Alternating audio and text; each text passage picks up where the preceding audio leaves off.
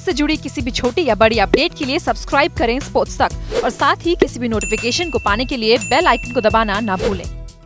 Today we have with us some of the most extraordinary sports legends of the world who will decode their secrets of success and discuss their journeys and quest for perfection.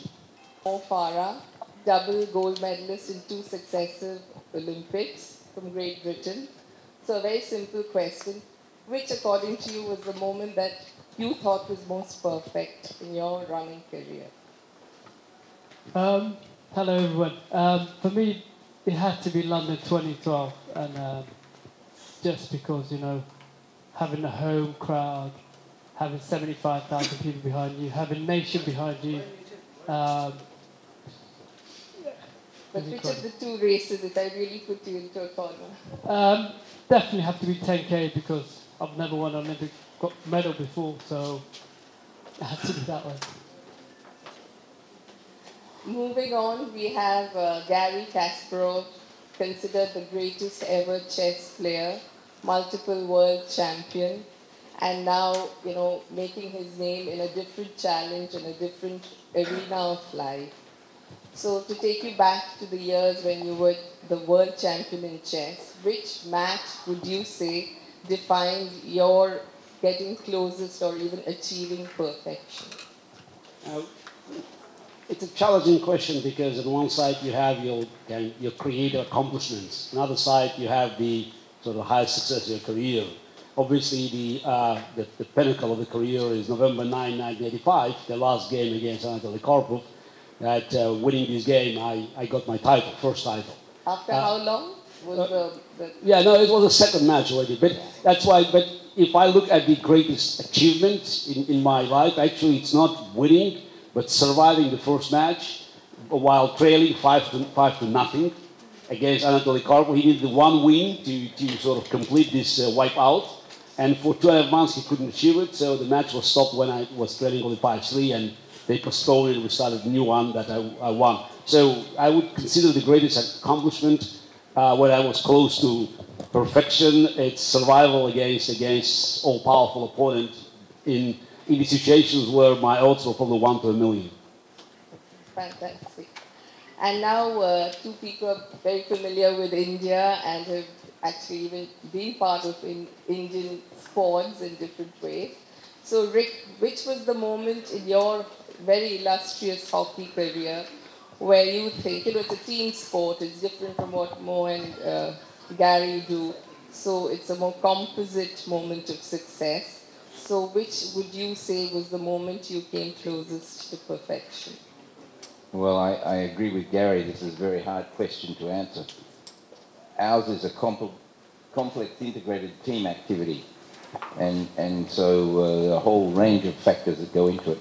As a player, I think we played some of our best in 1976, but then we lost the last match. We lost the gold medal game. 10 years later, in 1986, we won the World Cup, and that was marvellous. In the teams that I coached, we played in 7 major tournaments every 2 years, and we won 6 of them, and once we slipped up. Olympic Games and World Cups. I think in some ways winning at the Olympic Games was marvellous, but they weren't the best games. We didn't play the best. It was a struggle. So the 2 games I remember most were both played in Holland, one in Utrecht and one in The Hague. Final of the World Cup against the Netherlands in a stadium full of orange. And both times we trailed after a couple of minutes. We were down and losing, and with the women's team, and then with the men's team we were successful. And the last one only 4 years ago in The Hague in 2014, we won the final of the World Cup 6-1. That was probably our best ever performance.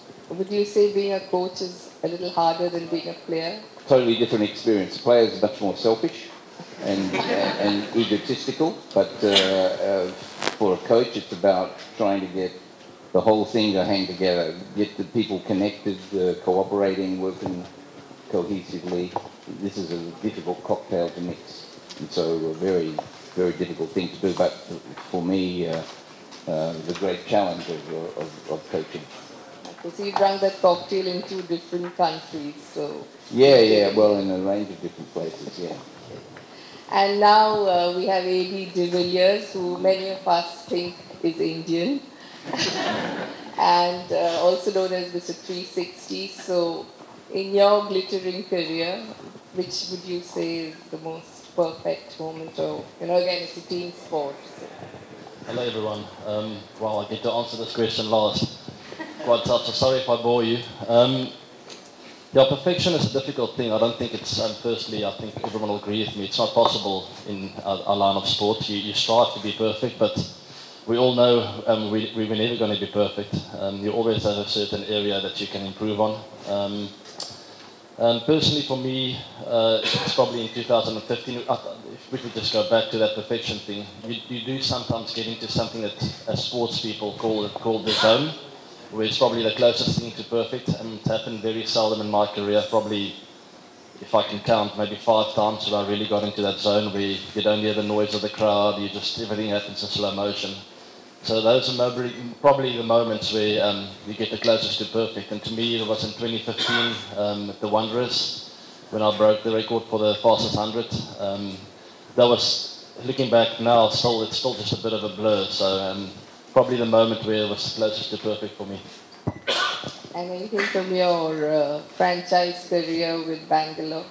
Yeah, it's all just an absolute pleasure. I've played with Bangalore for 8 years now, going on to my 9th year this coming season. It's all been, it's a great privilege to be playing for Bangalore. It's my favourite city in India. I do enjoy the rest of the cities as well, but I've been travelling to India for a long time now. My first tour here was in 2001, and it's just an amazing country. And I've been very fortunate to have played a little part in helping cricket grow here in the IPL. How do you avoid the traffic in Bangalore? Luckily, I don't drive. So I think now we can open it up to our friends in the media. So if you have a question, I think we can start with the lady then. My question is to Mr. Charlesworth. Sir, you have been an Indian hockey coach for a year or so. So what problems you have faced during the tenure? Well, India's story in hockey is a really interesting one. If you look at the 20th century, for the first half of the 20th century, they dominated the game. And they were also the innovators in the game. They changed the technology, the way the game was played in a whole range of ways. When I first started playing in the 70s, we couldn't beat them. We couldn't beat India or Pakistan. That's changed over the last 30 years because I think they stopped learning. And you better keep learning whatever you're doing.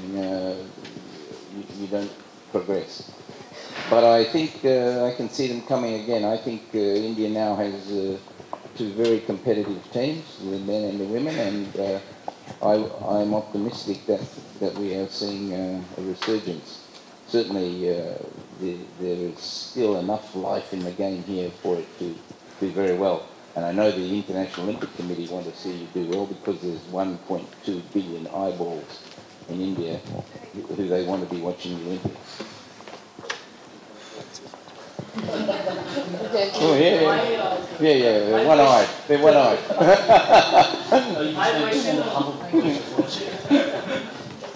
Hi, my question is to AB sir. AB sir, you can hit all around the park. You're Mr. 360. So which is your favorite shot? That depends. Any shot that comes out of the middle of the bat is pretty enjoyable. Those shots come out when I'm desperate to change the game, desperate to make a play for the team. It's not always comfortable, but you always put the team first and try and get some momentum behind the game and hopefully take it from there. This is for you, sir. Sir, your thoughts on Shane Warne's latest book, he's called the most selfish player. Well, Shane Warne's a very controversial figure in every country. And I know John Buchanan's a good friend of mine. He was the coach of the Australian team, and of course Shane was not his favourite player. Shane Warne worked in the Australian cricket team because he was very, very gifted, wonderful cricketer. But he was also surrounded by Steve Waugh, Hayden, McGrath, Langer, Gilchrist, a whole range of guys who were pretty pretty level-headed and who managed him, I think. I don't know the ethos of that, but I think you'd have to say that War was a marvellous captain for Australia, very successful, wonderful player, and a team builder. So I'm not so sure that Shane's view of it is accurate as it might seem.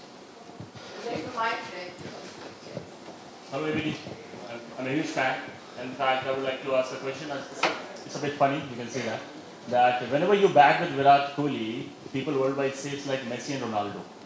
So who is Messi and who is Ronaldo? No, there's definitely a bit of chemistry when we bat together.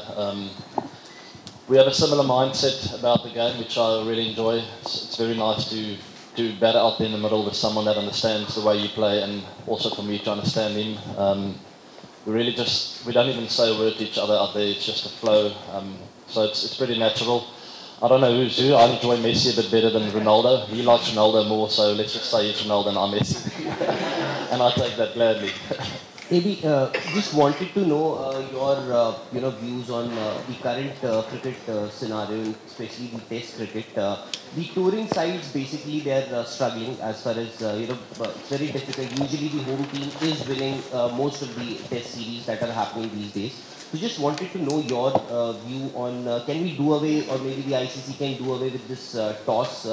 Maybe the touring side can be given an opportunity to decide whether they want to bat and bowl. And secondly, would you prefer a tier system? Maybe the top 6 sides can be put in one tier, and the lower ranked teams can be put in the second tier. I'll answer your second question first. I'm not 100% sure about that. That'll be up to the ICC and the brain guys to decide on that. Maybe it's a good thing, maybe not. I don't have enough info to answer that question, actually. The first one I do have an answer for you. Yes and no. It'd be nice to see the toss come into play. That'll force the home team to make an even wicket, because if you do lose the toss, if the opposing team can select what they want to do first, they'll obviously go according to what they can see out there. And so it's not up to the toss. So I'm a big fan of that. But in saying that, there's nothing that gives you a better feeling than to tour away from home and to win. So I've achieved that a few times with teams in my career, and that's the greatest feeling ever. When you come to India and you win a Test series here, or to Australia, or to New Zealand, or wherever you go. So I wouldn't want to change that at all. Maybe you can play around with the toss a bit. That's fair enough. But that's part of the game. Is to go into you've got to feel uncomfortable in another country. That's part of cricket, and that's a great thing. I wouldn't change that at all. Do what they do in chess. There's a question at the back. White and black. Let you finish with Peter. No? They have white and black in chess. You play white, you play black. Yeah? There's one question. Excuse me, there's mine. Question for Mo. Perhaps this thought of going for something which has never been achieved before in sport. We're talking about perfection in sports. I just want to ask you that. Yeah, no, definitely. It's about being able to do perfection, get it right. And, in our career, we try to be perfect. And it's hard to be perfect, because not everything goes to perfect.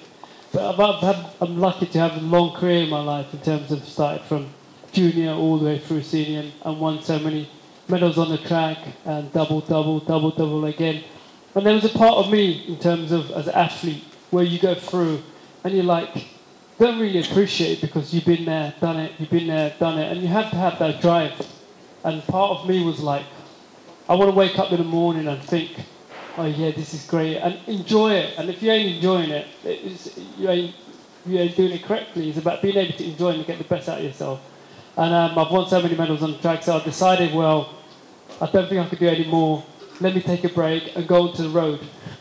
Now I've gone to the road, I've got a taste of the marathon, I got my time down. I was third in the London Marathon and won recently Chicago Marathon. That changes everything, because it's like, and part of me does miss the track, and I see my competitors, fellow athletes, and you see them at the track, you see them competing well, and it all looks too easy on TV, because some of you guys, you see on TV like, go on. It's not as easy as that. It looks easy to me now watching them. But I do miss it. So I'm not sure, because we've got the World Championship in Doha in 2019. So I don't know. I think I like to keep doing the marathon and stuff, but part of me does miss the track, so it just depends on what my coach and says there. But mainly just for now, just concentrate on the road and see what happens, because at the same time as being able to get that perfect storm, as you said, because not often, a chance comes and goes. I ain't going to come back to you again. So it's being able to get the best out of yourself and putting yourself out there. And I feel like, about amazing career, there's nothing that I regret. So I think it's just see what happens. Just take it each race as it comes, and maybe that couple of weeks down the line and make a decision on it. You're going to be there. So, my question is to Gary Kasparov. Hey, sir. So you have played with humans and you have played against machines, and you have talked a lot about artificial intelligence too. What do you feel? Handling machines are more easy or handling humans? Look, the games against computers are totally useless today because machines are dominant. But since we're talking about perfection, so I would like to just emphasize that the whole notion that machines could be perfect and the game can be solved, it's a total misunderstanding of the nature of this battle. Game of chess is mathematically infinite. So the number of legal moves is 10 to the 45th power, which is some say it's almost the same as number of atoms in the solar system. But at the end of the day, in every game, it's not about you being perfect. It's just making fewer mistakes than your opponent. So that's why you can get as close to perfection as you can dream, but it's not about 100% performance. It's just about, forcing your opponent to make last mistake. So machines have, you may call it, steady hand.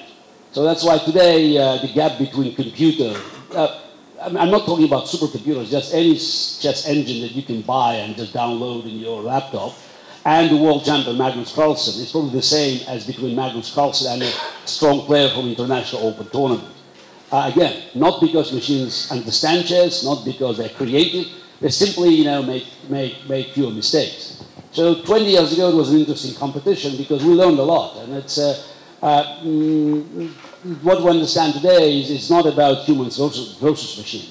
It's more like human plus machine, because this is the future of what I prefer to call not artificial intelligence, but augmented intelligence. So that's the future of any work. So those who are scared of losing their jobs and because of new generation of computers, I could remind that millions and millions of jobs have been lost in the past at the chopping block of automation.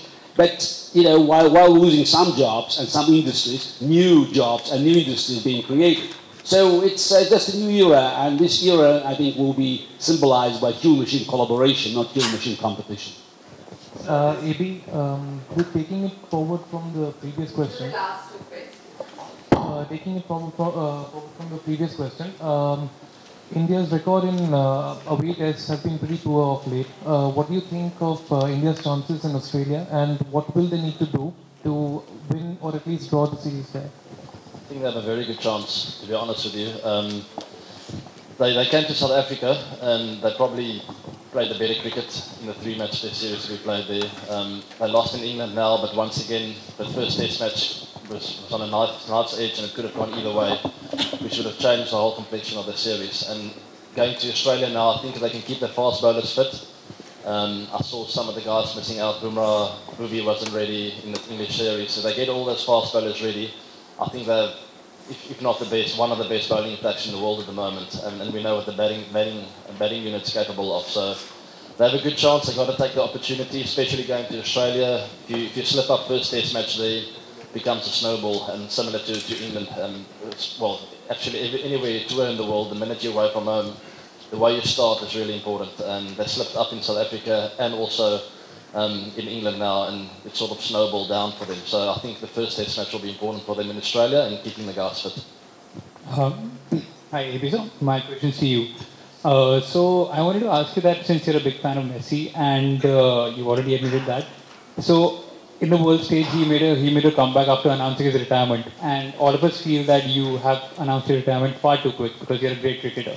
So is it possible for you to make a comeback just like Lionel Messi did in the 2019 World Cup, because you will love it?